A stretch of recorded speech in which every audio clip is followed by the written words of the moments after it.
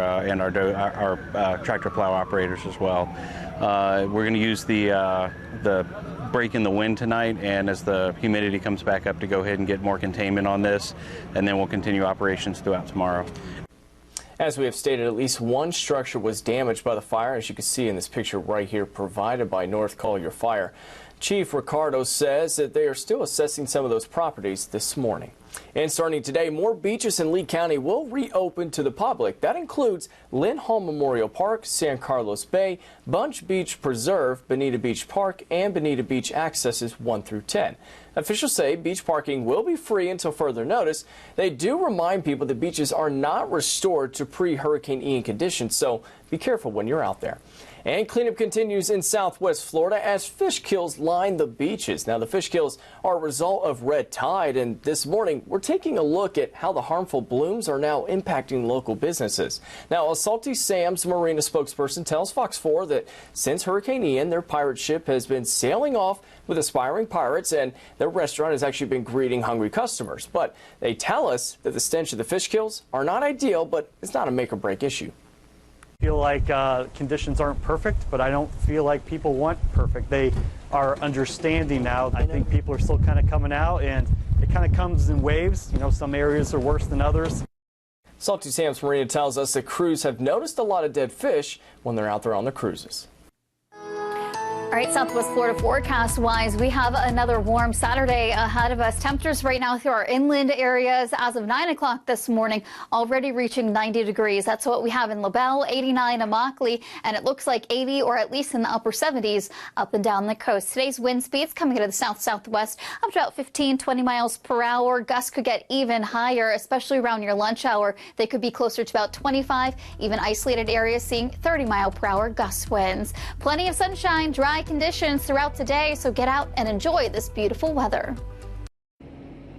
Well, this is what we're seeing right here, right now. We're standing at the corner of 14th Avenue Northwest and Wilson Boulevard in the Golden Gate Estates, and you can see a number of responding agencies here just down the road, some fire trucks, some EMS, some ambulances. You can also make out some of the smoke from that brush fire still being heavily present here in the Golden Gate Estates. A couple of those homeowners you can actually make out and see walking to their homes, checking out some of the area, but all of this area has been evacuated for safety precautions. And speaking of which, I just wanted to take the camera and just pan over to the side right over here. This is also what we're seeing. We're seeing a lot of these homeowners who have been evacuated from the area actually pull off to the side of the road. So what you're seeing are some of the homeowners here and also some of the people in this traffic who are trying to evacuate the immediate area right now. They've pulled off to the side of the road trying to get a better glimpse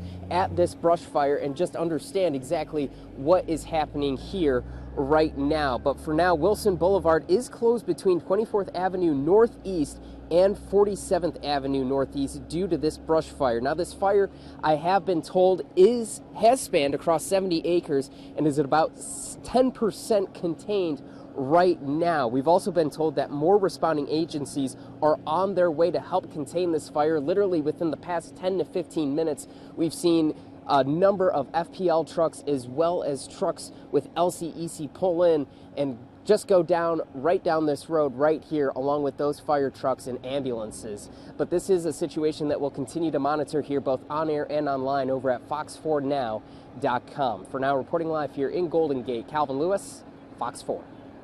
Fostering imaginations. This brings books to life. Using books. Beauty and the Beast. At Treeline Elementary, celebrating Reading Across America Week. We want to promote literacy, but we also want to foster a love of reading for our students. A love Principal Jennifer Wilkin and teachers like Landy Voltaire wants to share with students. I think if they could put the character as themselves, then that would take them or give them more of an opportunity to want to read. Characters they dressed up as, both students and teachers. Inspiring students one book at a time. My mom teach me how to read the book by myself. And today I have the opportunity to read to 3 second grade classes, and we'll be reading Llama Llama Red Pajama. Are you guys ready for story time? Yeah! Woo! baby llama hums a tune. Can everyone hum? Hum. Motivational part comes in where they're setting their own goals. Just read with them. That's very encouraging, and then they'll always have a desire to read. And whatever they see you doing, they'll do too. Reporting at Treeline Elementary, Caitlin Knapp. Thank you, guys. Fox 4. President Biden had a cancerous growth removed from his chest last month. The procedure was announced Friday in a statement from the physician to the president, who said this type of skin cancer typically doesn't spread to other parts of the body and no further treatment is needed. People convicted of simple marijuana possession can begin applying for a presidential pardon. The application form opened Friday. The pardons do not apply to state marijuana convictions. They will apply to people charged at the federal level. Officials say there are at least 6,500 such convictions on file. ATMs may be on their way out. The Wall Street Journal reports there were 470,000 ATMs in America back in 2019. The numbers have been falling ever since. Experts say the change is the result of a shift towards a cashless society. More people are paying everywhere with a card or their phone, giving them fewer reasons to visit an ATM. It's a back and forth that's left some borrowers holding their breath. So happy to have at least a little bit less than half of it taken away, but then it got paused, so I'm like, what's going to happen now? Sandra Rodarta tells me she has between $50,000 to $60,000 in federal student. County officials say the ban is needed as dry conditions are expected to last through the end of this month. And the Naples brush fire was not the only brush fire that happened here in Southwest Florida yesterday over there in Collier County. There was another 15-acre brush fire in Cape Coral on Garden Boulevard. In Hendry County, a 350-acre fire on Dooley Grade Road took place as well, and a fire in Northport caused some backups on I-75 near Toledo Blade Boulevard. The brush fire in Northport spread 50 acres, forcing evacuations and road closures. The I-75 exit ramps to Toledo Blade Boulevard are back open after being shut down for a few hours, so crews could get the flames obviously under control there in that area. Nearby, Imagine School, Northport Gymnastics, and Building Blocks Daycare were all evacuated as a precaution. So new details tonight about a crash involving a Florida Highway Patrol vehicle. FHP says they were conducting a traffic homicide investigation on I-75 on Friday when a vehicle drove through the crime scene and hit a marked FHP Patrol SUV and fled the scene. According to FHP, the Patrol SUV was parked and unoccupied.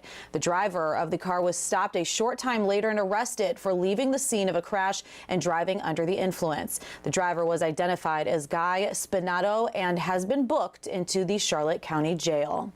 So also tonight, we are following updates on the recovery from Hurricane Ian in the town of Fort Myers Beach. So several important things are taking place this upcoming week, March 6th, including the start of construction on those underground lines Monday at Times Square to restore electricity. I'm sure a lot of you will be happy to hear this progress, as the town of Fort Myers Beach says FP&L is expected to begin that construction on Monday. Plus, FMB parking is now open at some beach accesses in addition to areas in the downtown district. Sign ordinances remain in place and permits are required.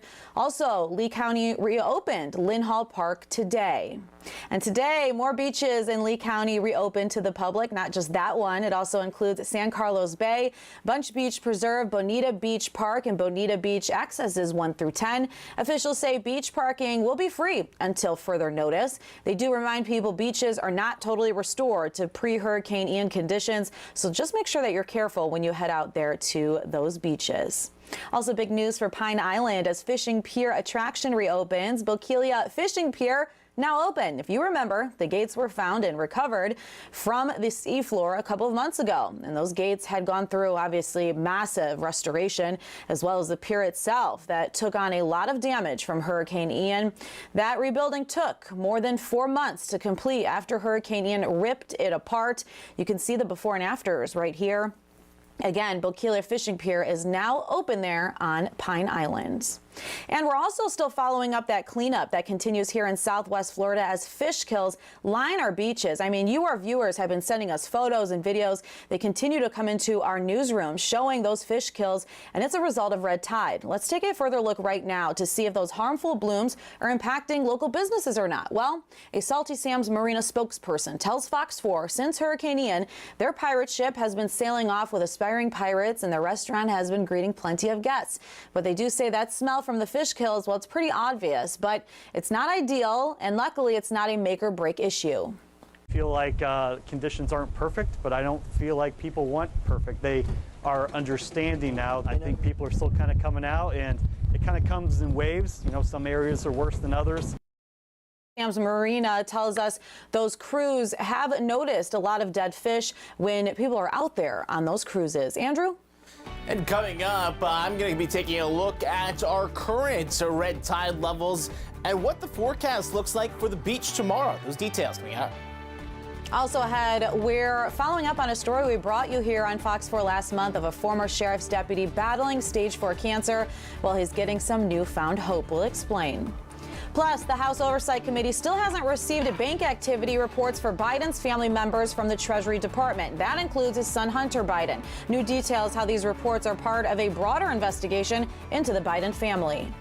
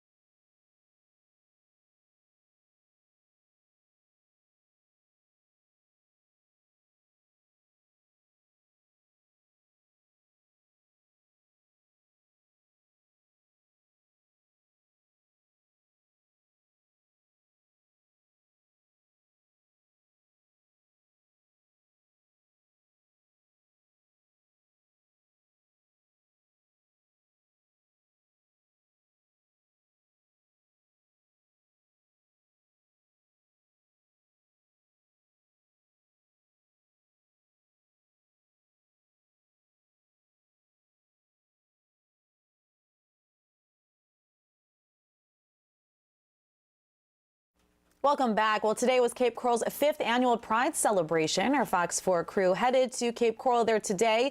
The two-day celebration taking place today and tomorrow, March 5th, on Southeast 47th Terrace between Southeast 9th Place and Southeast 11th Place.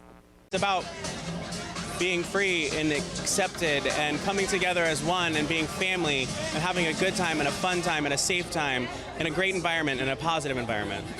Organizers say they are expecting thousands of people there in attendance. Pride Cape Coral is a Florida nonprofit with a mission to facilitate a welcoming environment for members and allies of the LGBTQIA+ community through education, support, and recognition. And students at Patriot Elementary had the chance to hear from career professionals yesterday as part of their career day. From firefighters to police officers, students had the chance to hear from dozens of speakers, even some of Fox 4 being represented. As you see right there, Fox 4's Calvin Lewis was there speaking with students about the field of broadcast journalism. And I'm sure they loved hearing all about that. I'm sure Calvin also had a great day. As you can see right there, looks like they had a pretty good time. And tonight we're also following up on a story we brought you here on Fox 4 last month. So this story of a former sheriff's deputy battling stage 4 cancer. Well, he has some newfound hope and a new roof over his head. Check this out. A brand new roof was installed on Brian Putnam's home just as of yesterday. Putnam's roof had become damaged from Hurricane Ian. So, of course, with finances strapped for his cancer treatments, Putnam, he didn't know how he was going to be able to afford fixing that roof. So that's when Vogel Roofing stepped in to help out. The local roofing company decided to pick up the tab and build back that roof free of charge. Great to see that kind of progress and the community supporting each other here in Southwest Florida. And to an update of the trial of a man accused of killing an 11-year-old Cape Coral girl and her babysitter 3 decades ago. That man, Joseph Zeiler, well, he now wants a new lawyer after his trial was delayed this week. On Thursday, the trial for 60-year-old Joseph Zeiler was delayed until May for legal reasons. During a motions hearing on Friday, we learned he's not only asking for new representation, but he also wants DNA evidence to be retested. The judge put his requests on the record, but there was no further discussion. During Friday's hearing, Zeiler again rejected any plea deal, despite the death penalty being on the table. He still maintains his innocence. For more information, you can head to our website, fox4now.com, as we continue to follow this case. Now into a national case. Federal prosecutors say Sam Bankman-Fried should be allowed to have a flip phone with no internet capability while on bail. The attorneys for the former FTX cryptocurrency exchange founder also support the proposal, which also calls for Bankman-Fried to have a basic laptop with limited functions. He will also be restricted from scrolling the internet. The proposals come after the judge found a threat of witness tampering and said he could possibly revoke Bankman-Fried's bail. He has been charged with multiple counts of conspiracy and fraud in what prosecutors allege is one of the largest financial frauds in United States history. Bankman-Fried has pled not guilty and was released on a $250 million bond and is confined to his parents' home in California. Tonight, new revelations about the Biden administration throughout this weekend. So this includes internal energy memo accidentally leaked that suggests the administration is putting climate change ahead of the country's energy security. Fox News correspondent Lucas Tomlinson has that story. Late this week, the Alaska delegation came here to the White House to try and convince President Biden to approve a massive oil and gas drilling project off the coast of Alaska 1 day before that leaked memo became public. Earlier, lawmakers reacted to it. They have an agenda, and that agenda is the Green New Deal agenda. And if it doesn't involve oil, it doesn't involve gas, it involves batteries and the things that we depend on from China. We need to make sure that we're moving as aggressively and rapidly as we can towards energy independence and renewable energies all at the same time. Officials say this internal memo was posted accidentally by the Interior Department, showing the Biden administration recommending higher royalty fees on oil and gas permits off the coast of Alaska, despite its own internal assessment saying that lower fees would help attract investment and work toward energy independence. The Biden administration favored the higher fees because, according to the memo, it, quote, constitutes the most reasonable balancing of environmental and economic factors for the American public. Senate Energy Committee Chairman Joe Manchin was fired up by the leaked memo and told our colleagues at Fox Digital, who first reported its existence, it makes, quote, crystal clear that this administration is literally putting their radical climate agenda ahead of the needs of the people of Alaska and the United States. Now some medical news. President Biden had a basal cell carcinoma removed from his chest last month, the White House announcing the biopsy results late yesterday. According to Fox News contributor Dr. Nicole Saphier, basal cell carcinoma is the most common form of skin cancer. It's rarely fatal, she says, but it can spread quickly, and said surgery is important. Which we're told is what happened when President Biden went to his physical last month at Walter Reed. At the White House, Lucas Tomlinson, Fox News.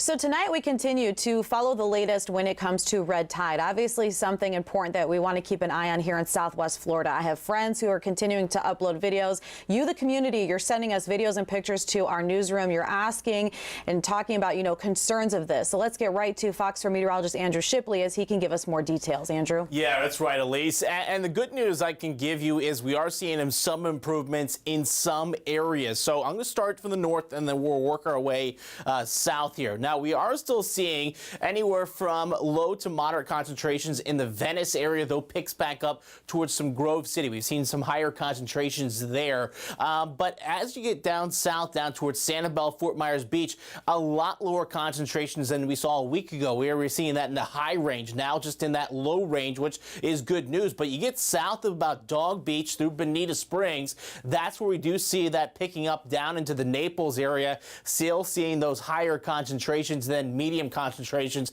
surrounding Marco Island. So there's still a lot of red tide out there.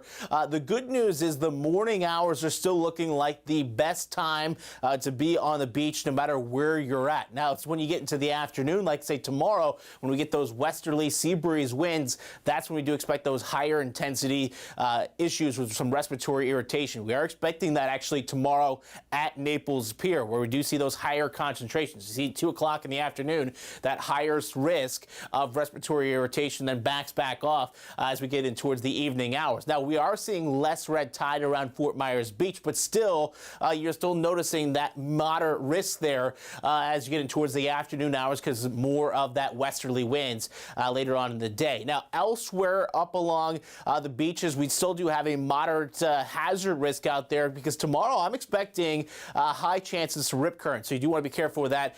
Gulf temperatures, though, a warm 79 degrees. But as for tonight, we are looking at temperatures cooling down about 68 degrees here, mostly clear skies in the forecast. I am expecting, though, a little bit of patchy fog as we roll into tomorrow morning, peaking out right around 7:30. But again, this is going to be very hit and miss. You could see some dense pockets, especially where you get down in towards Mockley Road, where near that fire was. It does enhance that smoke in the area. It does enhance any fog activity there. But elsewhere, we are watching a frontal boundary kind of stalled out to the north there, and that is going to allow for maybe a few spot showers. A lot of that inland, not expecting anything significant, unfortunately, for us, because we all do know we need the rain. Most of us are going to see mostly sunny skies tomorrow and another warm day. 88 degrees, in fact, in Fort Myers, Cape Coral, 86 down in Naples, 96 in Immokalee, how about 93 in LaBelle? Much warmer temperatures, obviously, the further inland you move in, and we're going to continue to see these above normal temperatures next several days, peaking out Wednesday, 90 degrees. Backs off a little bit as we head in towards next weekend, though still expected to be above normal. And unfortunately, other than a few maybe passing showers here and there and nothing significant in terms of rainfall accumulations, very dry week ahead of us as we continue to see no rain yet so far for the month of March. Obviously, it's still early, but we got a few chances of passing showers the next 2 days here and then a better chance of rain as we roll into next Saturday. Andrew, thank you. Well, still ahead here on Fox 4 News at 10 o'clock. Southwest Florida gathers to say their final goodbyes to Fort Myers Police Chief Derek Diggs. This week, we'll take you to the memorial with Fort Myers Police Department.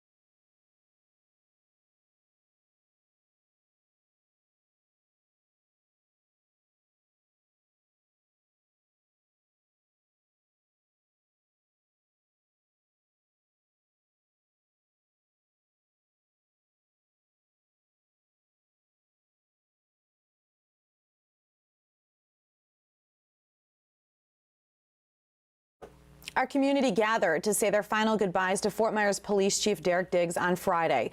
Chief Diggs passed away in February after a battle with cancer. His funeral took place just last week in his hometown of Toledo, Ohio. He spent many years with the Toledo Police Department. He was also a graduate from the same college as I, the University of Toledo. And yesterday, the Fort Myers Police Department held its own service here in Southwest Florida. Fox 4's Yvette Sanchez was there to see how this leader was remembered here in Southwest Florida. On Friday morning, hundreds from the Fort Myers community and law enforcement agencies all throughout Southwest Florida gathered here at the McGregor Baptist Church to honor the life of Chief Derek Diggs.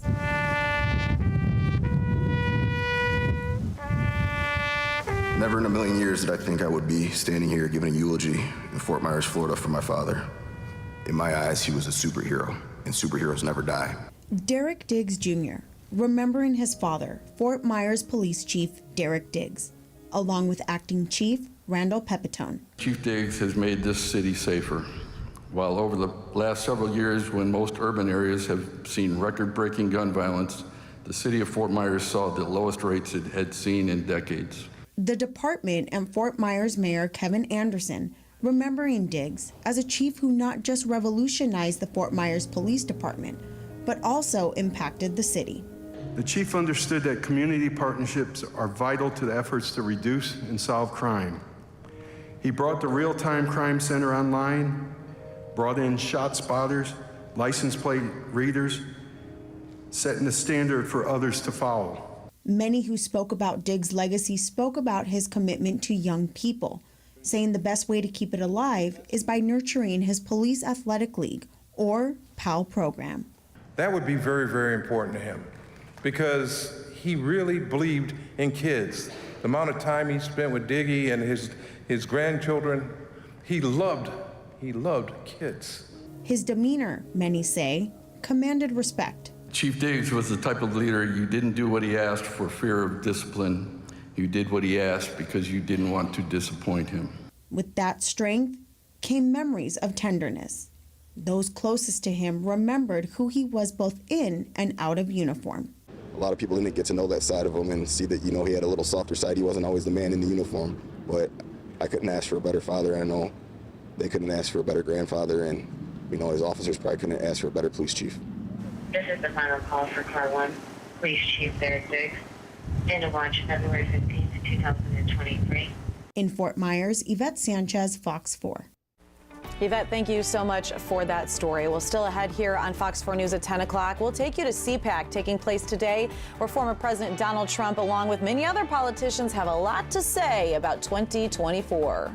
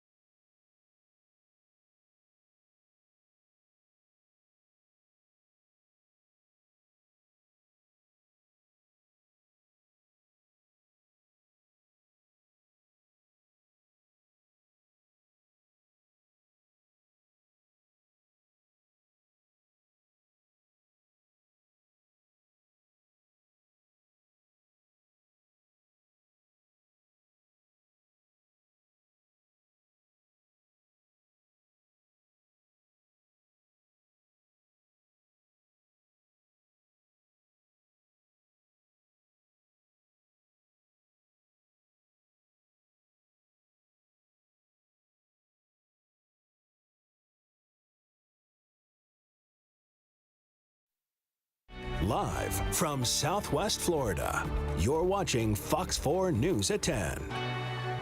Thank you so much for staying with us for Fox 4 News at 10 o'clock. I'm Elise Chingari. CPAC's annual conference is underway in National Harbor, Maryland, an event which has historically been a rite of passage for Republican presidential hopefuls. Take a listen. It's long been a command performance for Republicans harboring White House ambitions. It's great to be back at CPAC. But at the annual Conservative Political Action Conference outside Washington, the parade of potential presidential hopefuls is far shorter this year. Former South Carolina Governor Nikki Haley. If you're tired of losing, put your trust in a new generation. And if you want to win, not just as a party, but as a country, then stand with me. And former Secretary of State Mike Pompeo were among those taking the stage. We shouldn't look for larger-than-life personalities, but rather we should find power in the rooms like this one. But the long-running three-day gathering called CPAC is now seen as the Trump show. These are my people. This is beautiful. The former president is set to appear Saturday, joining a sea of loyal supporters and members of his own family. Your president, President Donald Trump, will be here, who are rallying to return him to office. But other big-name contenders, who many Republicans see as the party's future, had other plans. Last year, Florida Governor Ron DeSantis took to the stage as a rising star. CPAC. But as he inches closer to declaring a presidential bid, he attended a gathering of donors in Florida, hosted by Club for Growth, an anti-tax group urging the party to move on from Trump. Several potential rivals also skipped CPAC and headed to Florida, including former Vice President Mike Pence, South Carolina Senator Tim Scott, South Dakota Governor Kristi Noem, and New Hampshire Governor Chris Sununu.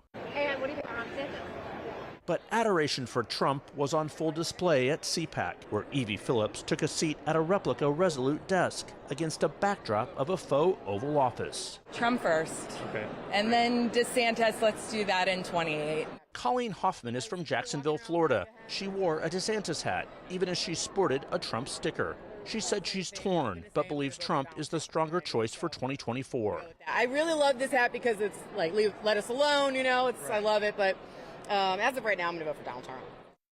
So Donald Trump delivered a fiery speech at CPAC just a few hours ago. Trump told the crowd if he is re-elected president, America will come first, and the United States will no longer give unlimited money to other countries engaged in war. He also vowed to purge the government of what he calls the deep state and get rid of bureaucrats he claims have weaponized the justice system. In 2016, I declared, I am your voice. Today I add, I am your warrior, I am your justice, and for those who have been wronged and betrayed, I am your retribution, I am your retribution. Trump also said he is the only candidate running for office who can prevent World War III. A straw poll asked members whom they preferred as their GOP nominee for 2024. Trump captured 62% of that vote. Our Florida Governor Ron DeSantis was a distant second at 20%. And the House Oversight Committee still has not received bank activity reports for Biden's family members from the Treasury Department. That includes his son Hunter Biden and brother James Biden, plus several other Biden family associates and their related companies. So the panel is now moving forward with a hearing that is scheduled to come up this March 10th. The initial deadline for the reports set by the committee's chairman, James Comer, was January 25th. The bank activity reports are part of a broader investigation into the Biden family. Comer's committee is investigating the Biden family's foreign business dealings and whether the Bidens involved Joe Biden in any of those dealings or used the family name to generate millions of dollars, which in legal terms is peddled influence. And despite the latest toxic railroad disaster in East Palestine, Ohio on February 3rd, the nation's major freight railroads still desire single-person crews. That is one crew member, a lone engineer, in the cab of the locomotives. And until today, there is no law or regulation requiring both an engineer and conductor to be on that train at the same time.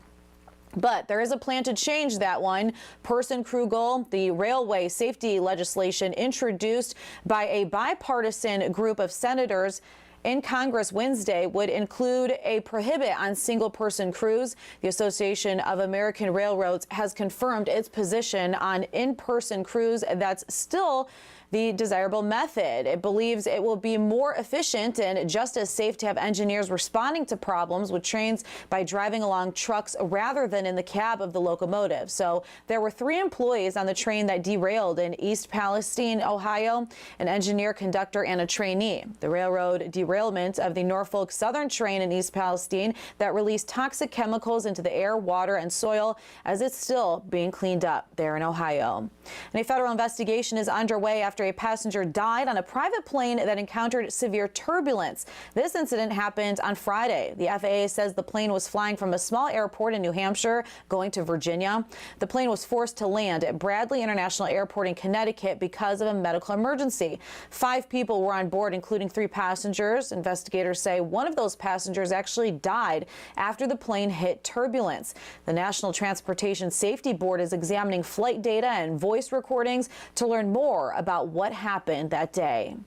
And you will soon have to pay if you want to travel to the European Union. The European Travel Information and Authorization System will require all non-European Union passport holders to get pre-trip permission to enter the European Union. That includes travelers coming from the United States. It'll cost €7, which is approximately $7.43, based on this week's exchange rates, and it will last for 3 years. It was supposed to launch by November of this year, but it has been pushed back to 2024. The U.S. has a similar program called the Electronic System for Travel Authorization. That costs $21 and covers a person for 2 years.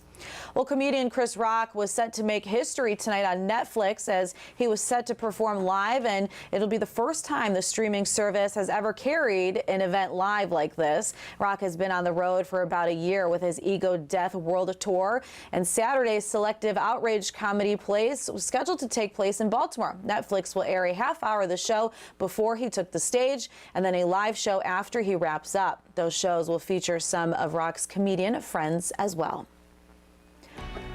Still ahead here on Fox 4 News at 10 o'clock, we know that at least 13 people have died due to severe weather across multiple states, how more heavy snow is also expected in the West. And we're still dealing with the heat here in Southwest Florida. You go into Marlins at the Red Sox. Well, it's going to be 88 degrees. We also have the Twins game going on at the same time. So look for a lot of traffic around the Fort Myers area tomorrow. I'll break down what your forecast looks like. That coming up.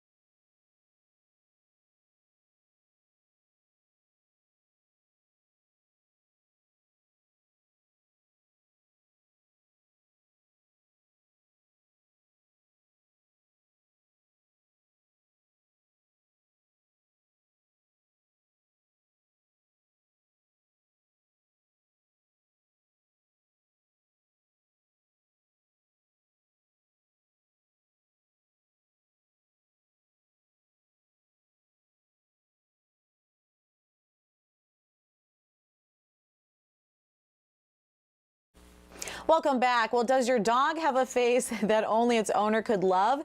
If you answered yes, then you are in luck because the world's ugliest dog contest is once again taking submissions. I'm sure all of you saw these pictures throughout the years. The competition's website says their goal is not to make fun of ugly dogs, but rather to celebrate, quote, the imperfections that make all dogs special and unique. This year's winner will be crowned on June 23rd at a fair there in California. I know when our editor was doing this, he said a lot of those dogs are cute. Not only will they walk away with the trophy declaring them as the world's ugliest dog, they also will get $1,500. If you're interested, make sure you submit your application on the contest website by June 21st. Last year's winner was an almost hairless 17-year-old pup named Mr. Happy Face. The competition has been going on for nearly 50 years and emphasizes the importance of adoption. Well, one small question has apparently been a pretty big topic for astronauts while they were on the moon. What time is it? So the European Space Agency is hoping to answer that question by possibly giving the moon its own time zone. The ESA says a joint international effort is being launched to come up with a lunar reference time. They say timing is crucial when it comes to navigation, which is an important part of space travel. The ESA points to dozens of moon missions planned for the coming decade and notes some of them will not only be on or around the moon at the same time. The missions will also need to interact as well. Space agencies agreed to look into the issue during a meeting held late last year. And back here in Southwest Florida, spring training for Fort Myers dates back to 1925 in Hammond Stadium and JetBlue Park. Will be pretty busy this season all the way through March, but there's one spot where a lot of history has taken place. Our Fox 4's Chris Earl takes us to Terry Park, where back in the day, some of the best baseball players on the planet took that field. Take a look. Terry Park is now 4 baseball diamonds at the corner of Palm Beach and Veronica Shoemaker. It's on the National Register of Historic Places, but 36 years after the last Major League Baseball team packed up and left. It was always fun to go to Terry Park and be around a lot of fans because every game it seemed like it was packed. Still plenty of memories from the Philadelphia A's, who played there from 1925 and most of the 30s, Cleveland in 1941 and 42, the Pittsburgh Pirates in the mid-50s through 1968, and then the Kansas City Royals, who played their first 19 seasons here in the spring at Terry Park. I love Fort Myers. I really loved Fort Myers in my time down there. I often tell that to my wife and my kids. I reached out to 3 former Royals who played there in their glory days of the 1980s when the team was royalty.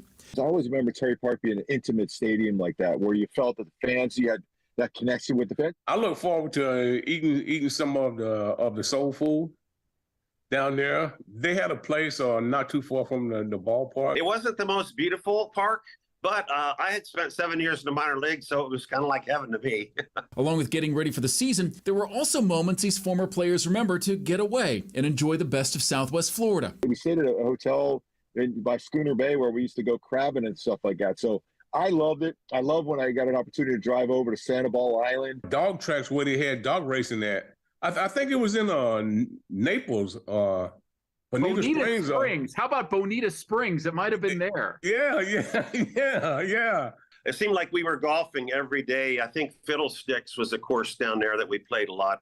As Terry Park sits quiet, empty most days, but for decades, people from all over the nation came right here, making this destination the heart of their spring.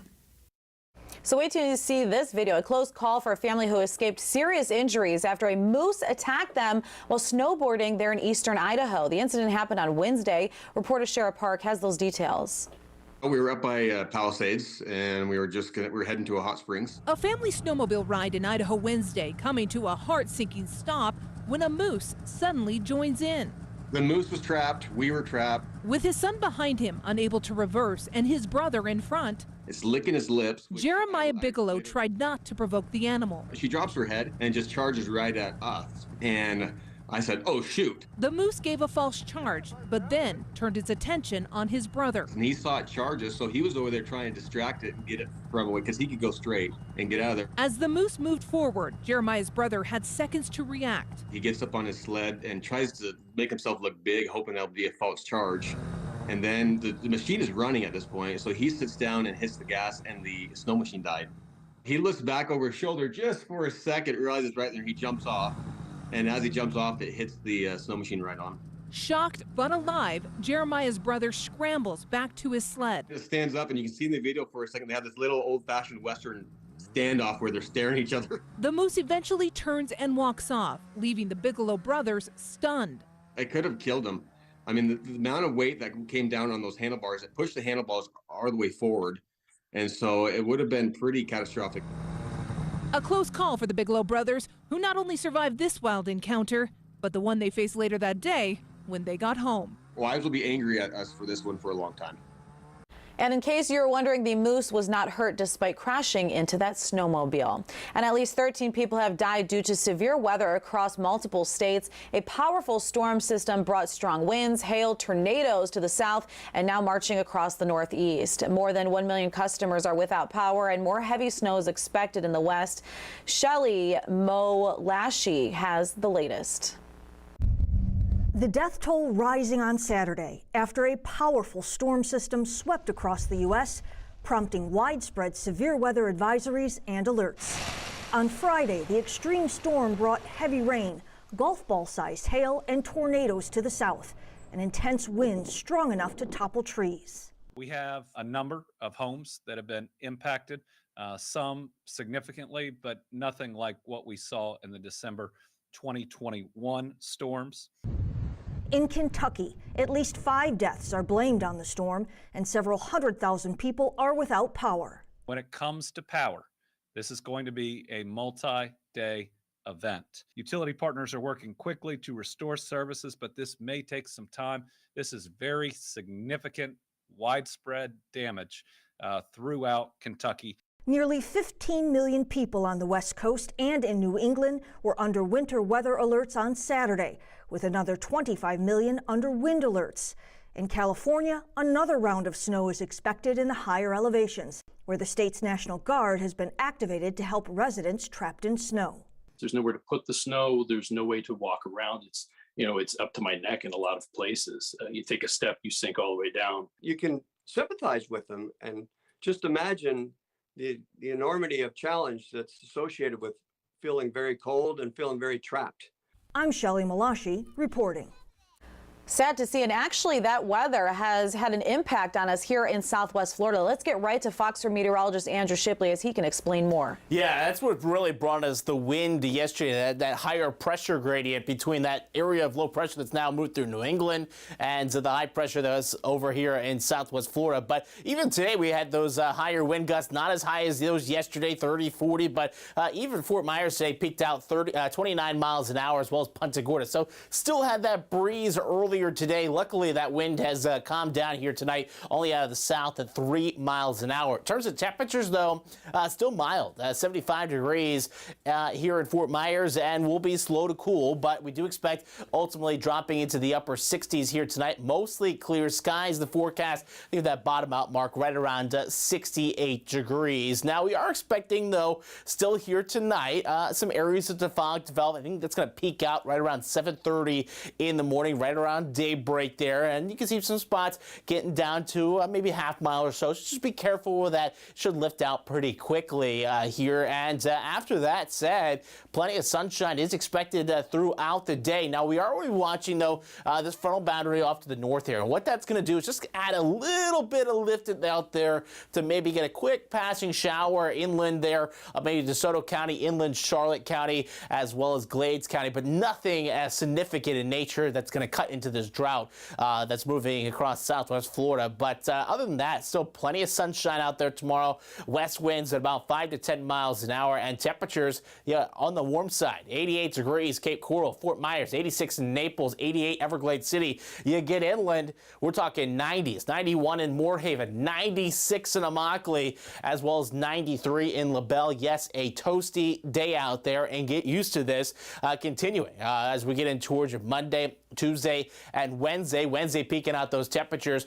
at an average of 90 degrees. Now, we do back off after that as we head in towards Thursday, Friday, and Saturday, but still above normal. Normal this time of year is 80 degrees, so we are going to keep an eye on Saturday with a boundary moving on through. I'll talk about that in a second here. But with that frontal boundary to the north there, we do see that 20% chance of shower activity on Sunday, Monday. Unfortunately, nothing is significant, but we'll take what we can get because we have not seen a drop of rain in Fort Myers, Punta Gorda, or Naples so far for the month of March. And that deficit for the start since the start of the year continues to grow.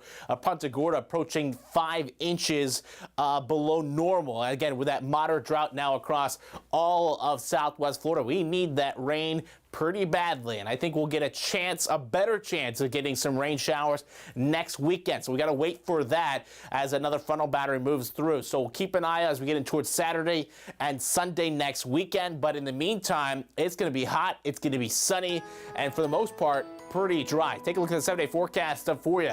Again, peaking out those temperatures expected there on Wednesday, and then you get in towards Saturday, that next chance of rain moves in, as well as those windy conditions. Also, don't forget next weekend, we spring forward on the clocks. Andrew, thank you so much. Let's give you a live look there from downtown Fort Myers. They're from the Luminary Hotel overlooking the Caloosahatchee River. A warm 75 degrees there in Fort Myers. Stay with us. You're watching Fox 4 News at 10 o'clock.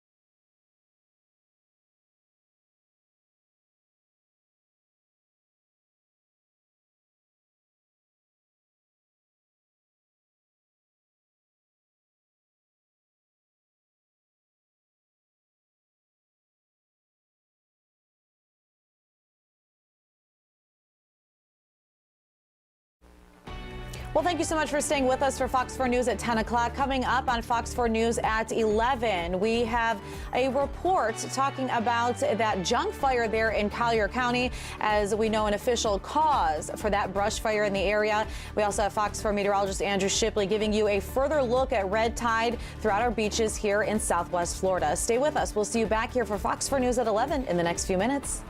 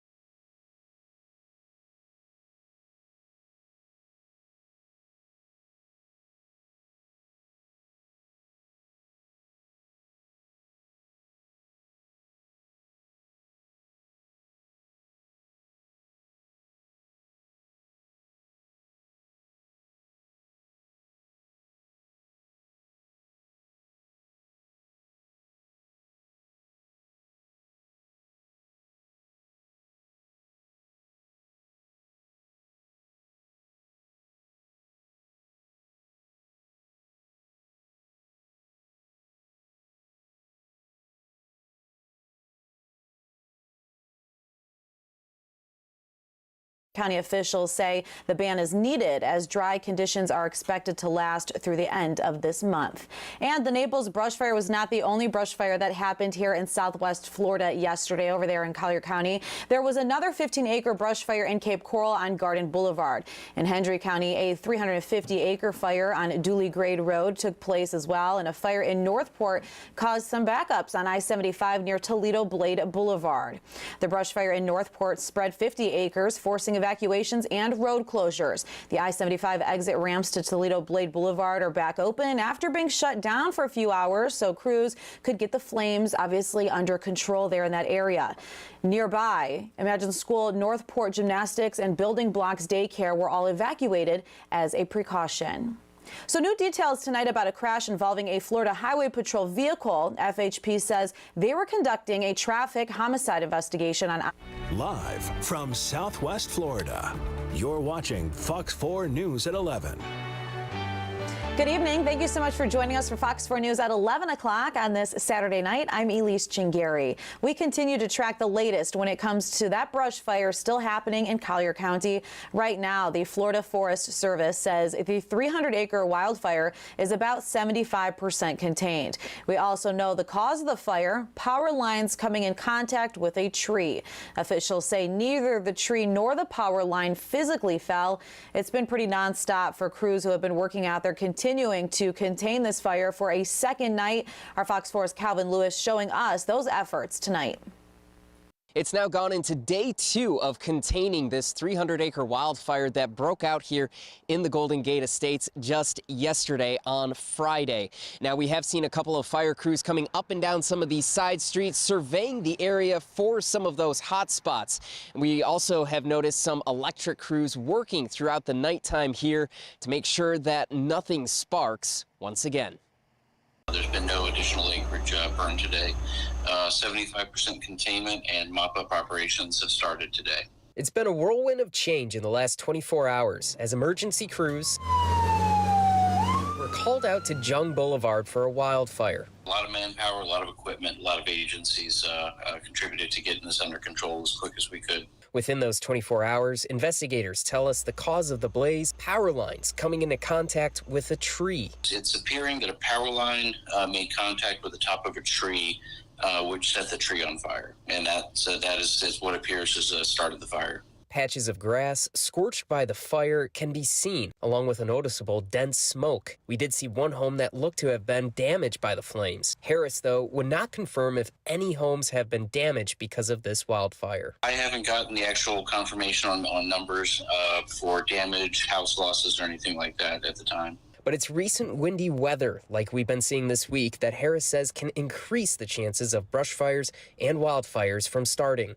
You also add to the ability for them to spread. The wind will push it along and feed the fire and cause a rapid spread and intensity of the wildfire as well. Adding that homeowners can do their part in preventing fires like these from happening. Keeping the lawn lean and trimmed and all their vegetation manicured will definitely help reduce the chance of a house starting if a wildfire starts in their area. And Harris went on to say that so long as the wind and the weather cooperate, he said they hope to have this 300-acre wildfire 100% contained within the next couple of days. For now, reporting here in Golden Gate Estates, Calvin Lewis, Fox 4.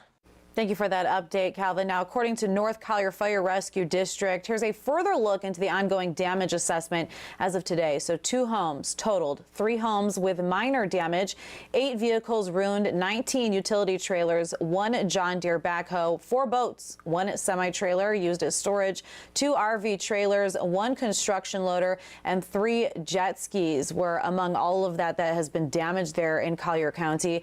The fire department also adds, as emergency responders and members of this community, we are saddened that residents lost their homes.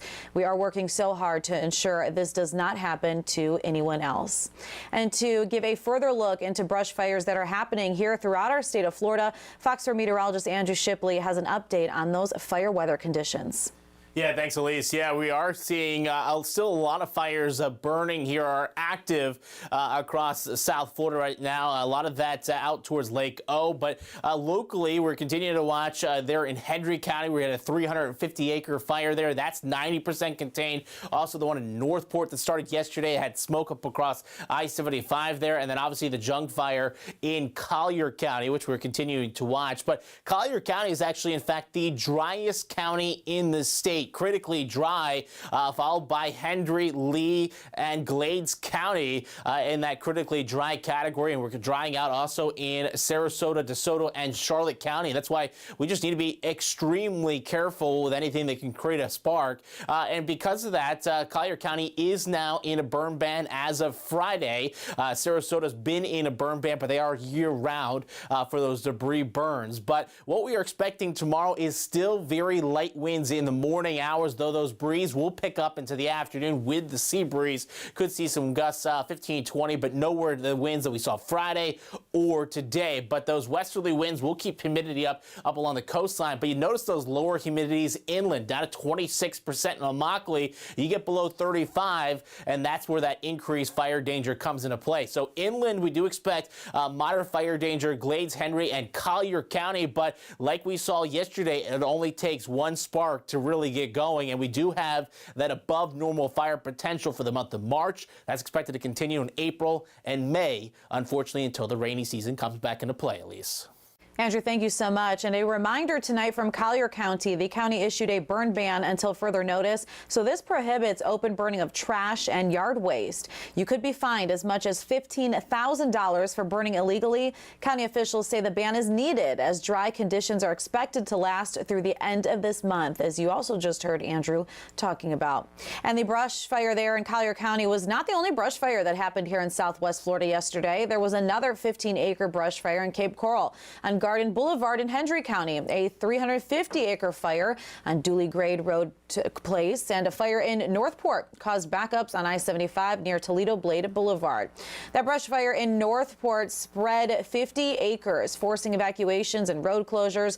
The I-75 exit ramps to Toledo Blade Boulevard are back open now after being shut down for a few hours so crews could get those flames under control. Nearby Imagine School, Northport Gymnastics, and Building Blocks Daycare were all evacuated as a safety precaution. We have new details tonight about a crash involving a Florida Highway Patrol vehicle. FHP says they were conducting a traffic homicide investigation on I-75. This was on Friday when a vehicle drove through the crime scene there. They hit a marked FHP patrol SUV and fled the scene. According to FHP, the patrol SUV was parked and unoccupied. The driver of that car was stopped a short time later and arrested for leaving the scene of a crash and driving under the influence. The driver was identified as Guy Spinato and has been booked into the Charlotte County Jail. Also tonight, we are following updates on the recovery from Hurricane Ian in the town of Fort Myers Beach. I know a lot of you are really looking forward to hearing all of these updates post-Hurricane Ian. Several important things are taking place this upcoming week, starting March 6th, including the start of construction on underground lines Monday at Times Square to restore electricity. As the town of Fort Myers Beach says, FP&L is expected to begin that construction on Monday. Plus, FMB parking is now open at some beach accesses in addition to areas in the downtown district. Sign ordinances remain in place and permits are required. Also, Lee County reopened Lynn Hall Park today. Also today, more beaches in Lee County reopened to the public. That includes San Carlos Bay, Bunch Beach Preserve, Bonita Beach Park, and Bonita Beach accesses 1 through 10. Officials say beach parking will be free until further notice. They do remind people those beaches, they're not totally restored to pre-Hurricane Ian conditions, so you just really want to make sure that you're careful when you head out there to our beaches. And big news for Pine Island, as Bokeelia Fishing Pier is now back open. If you remember, the gates were found, as you see there, and recovered from the seafloor a couple of months ago. Well, those gates had gone through a massive restoration, as well as the pier itself that took on a lot of damage from Hurricane Ian. That rebuilding took more than 4 months to complete after Hurricane Ian ripped it apart. As you can see right there, the before and after pictures. Again, Bokeelia Fishing Pier is now open there on Pine Island. And as we know, cleanup efforts still continue here in Southwest Florida as fish kills line our beaches. We've been showing you all of those photos and videos that you, our viewers, continue to send us here to our newsroom. Those fish kills are a result of red tide. Let's take a further look right now to see if those harmful blooms are impacting local businesses or not. Well, a Salty Sam's Marina spokesperson tells Fox 4 since Hurricane Ian, their pirate ship has been sailing off with aspiring pirates, and their restaurant, well, has been getting plenty of guests. Adding the smell from the fish kills, well, it's not ideal, but luckily it's not a make or break issue. I feel like conditions aren't perfect, but I don't feel like people want perfect. They are understanding now. I think people are still kind of coming out, and it kind of comes in waves. You know, some areas are worse than others. Salty Sam's Marina tells us crews have noticed a lot of dead fish when out on their cruises. Andrew? And coming up, I'm going to break down where we are seeing the red tide and what you can expect at our local beaches. Those details coming up. Plus, the House Oversight Committee still hasn't received bank activity reports for Biden's family members from the Treasury Department. That includes his son, Hunter Biden. New details how those reports are part of a broader investigation into the Biden family.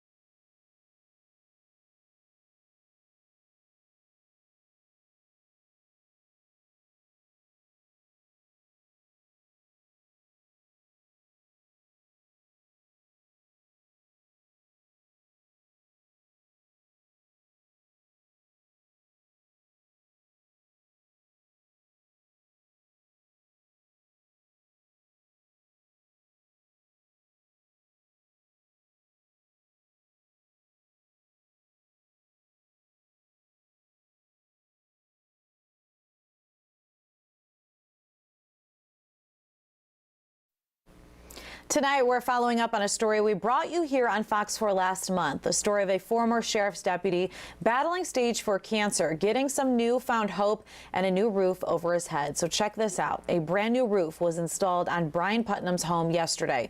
So Putnam's roof had become damaged from Hurricane Ian. With finances strapped for his cancer treatments, Putnam didn't know how he was going to be able to afford fixing it. So that's when Vogel Roofing stepped on in. The local roofing company decided to pick up the tab and build back his roof free of charge. Great to see neighbors helping neighbors here in Southwest Florida. Tonight, let's go on to an update of the trial of a man accused of killing an 11-year-old Cape Coral girl and her babysitter 3 decades ago. That man, Joseph Zeiler, now wants a new lawyer after his trial was delayed this week. On Thursday, the trial for 60-year-old Joseph Zeiler was delayed until May for legal reasons. During a motions hearing on Friday, we learned he's not only asking for a new representation, but also wants DNA evidence to be retested. The judge put his requests on the record, but there was no further discussion. During Friday's hearing, Zeiler again rejected any plea deal, despite the death penalty being there on the table. He still maintains his innocence. For more information on this case, you can head to our website, fox4now.com. And the House Oversight Committee still has not received bank activity reports for Biden's family members from the Treasury Department. So that includes his son Hunter Biden and brother James Biden, plus several Biden family associates and their related companies. So the panel is now moving forward with a hearing that is scheduled for March 10th. The initial deadline for the reports set by the committee's chairman, James Comer, was January 25th. The bank activity reports are part of a broader investigation into the Biden family. Comer's committee is investigating the Biden family's foreign business dealings and whether the Bidens involved Joe Biden in any of their dealings or used the family name to generate millions of dollars, which in legal terms is peddled influence. Taking place today, CPAC's annual conference has been underway in National Harbor, Maryland, an event which has historically been a rite of passage for Republican presidential hopefuls. Take a listen. It's long been a command performance for Republicans harboring White House ambitions. It's great to be back at CPAC. But at the annual Conservative Political Action Conference outside Washington, the parade of potential presidential hopefuls is far shorter this year. Former South Carolina Governor Nikki Haley. If you're tired of losing, put your trust in a new generation. And if you want to win, not just as a party, but as a country, then stand with me. And former Secretary of State Mike Pompeo were among those taking the stage. We shouldn't look for larger-than-life personalities, but rather we should find power in the rooms like this one. But the long-running three-day gathering called CPAC is now seen as the Trump show. These are my people. This is beautiful. The former president is set to appear Saturday, joining a sea of loyal supporters and members of his own family. Your president, President Donald Trump, will be here, who are rallying to return him to office. But other big-name contenders, who many Republicans see as the party's future, had other plans.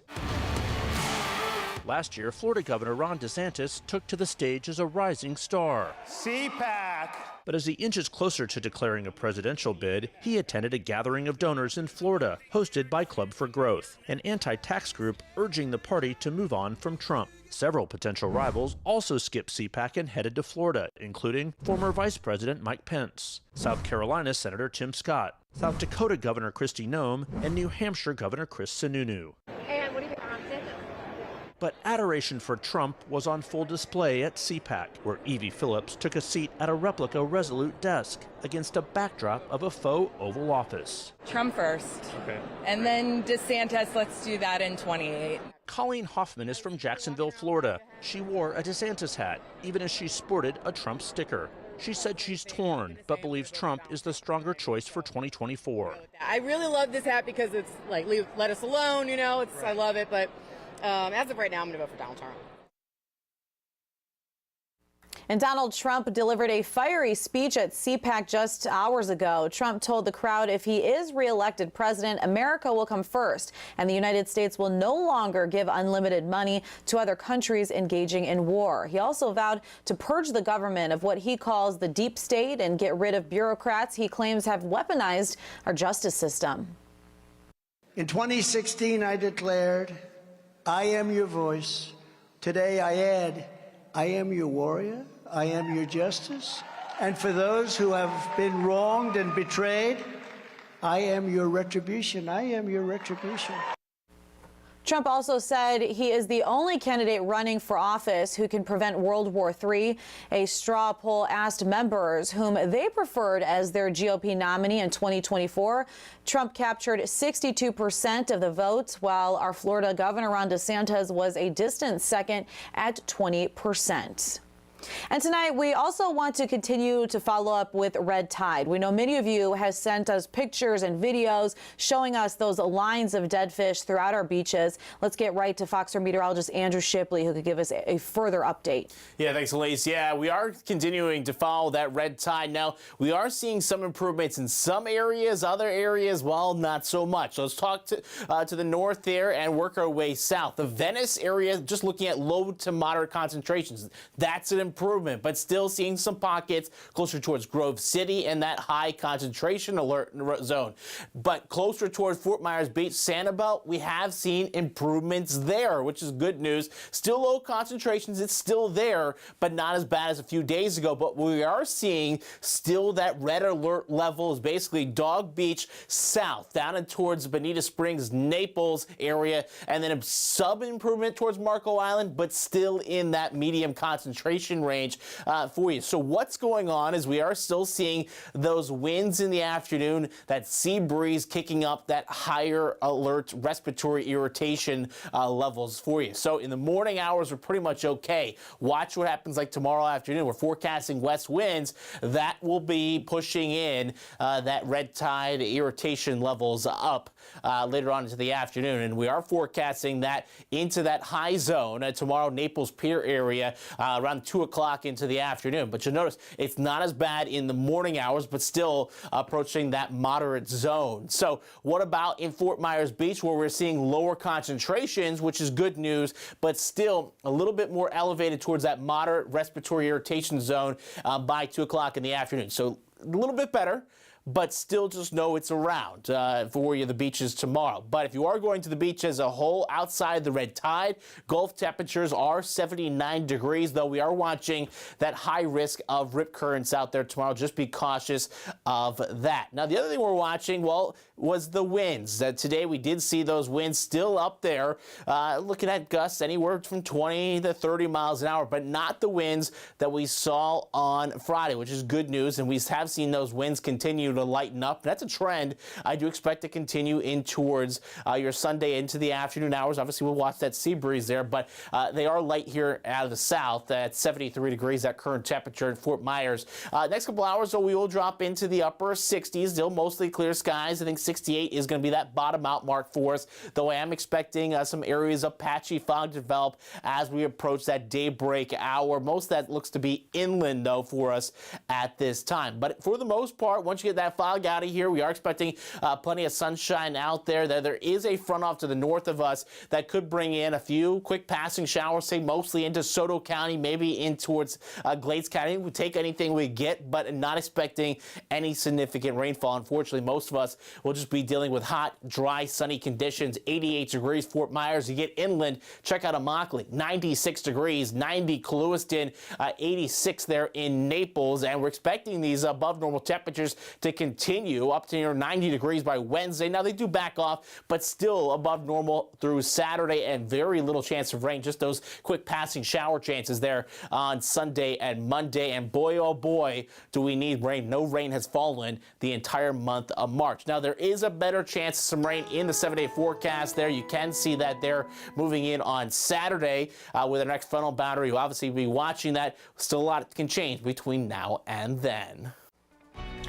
Let's give you a live look there from the Luminary Hotel there in downtown Fort Myers, overlooking the Caloosahatchee River. It's about 74 degrees there in Fort Myers. Stay with us. We'll catch you up on the top stories of the day when we come back from this break.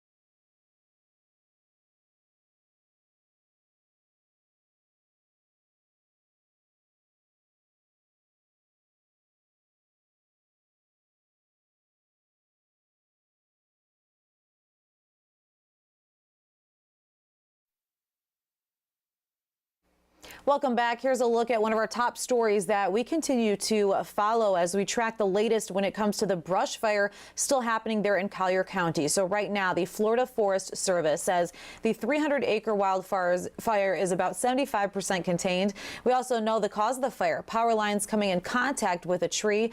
Officials say neither the tree nor the power line physically fell. According to North Collier Fire District, here's a further look into the ongoing damage assessment as of today. So 2 homes totaled, 3 homes with minor damage, 8 vehicles ruined, 19 utility trailers, 1 John Deere backhoe, 4 boats, 1 semi-trailer used as storage, 2 RV trailers, 1 construction loader, and 3 jet skis. The fire department adds, as emergency responders and members of this community, we are saddened that residents lost their homes. We are working so hard to ensure this does not happen to anyone else.